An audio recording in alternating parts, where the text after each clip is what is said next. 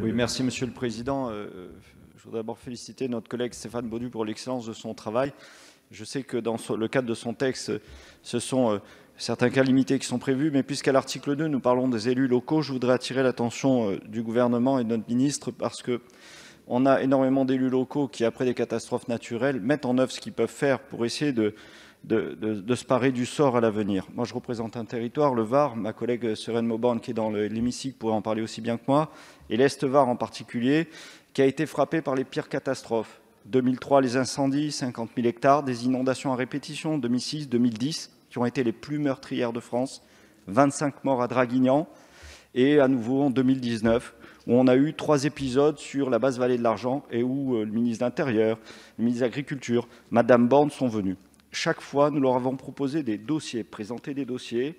qui ont été élaborés par toutes les communes de tout le bassin versant qui se sont réunies depuis 2010 en un syndicat de manière à porter ces dossiers. Les fonds sont là, puisque vous vous souvenez, en novembre 2018, au cours de la niche Modem, nous avions proposé une modification de la loi GEMAPI de manière à pouvoir percevoir les taxes pour les papilles dès le 1er janvier 2019 au lieu du 1er janvier 2020 comme c'était initialement prévu. Aujourd'hui, nous avons des dossiers qui sont prêts, nous avons des financements qui sont là, nous percevons des taxes pour faire des travaux, mais tous ces élus locaux ne peuvent pas agir parce que les dossiers sont encalaminés quelque part au sein de l'administration de l'État. Alors, Madame la Ministre, si vous pouviez mettre votre énergie et la même efficacité que vous avez mis à faire vivre la cellule de crise sur les ESS au service de ces élus locaux. Je vous félicite pour le travail et cette cellule de crise des ESS, mais si vous pouviez mettre votre énergie au service de ces élus locaux, ça nous permettrait aujourd'hui de faire des travaux nécessaires qui existent, que tout le monde est prêt à mettre en œuvre, mais qui sont bloqués dans des dossiers, dans des tiroirs de l'administration. Merci. Les mots rares, les mots sympas sont assez rares et la priorité est effectivement, dans l'ensemble des domaines ministériels,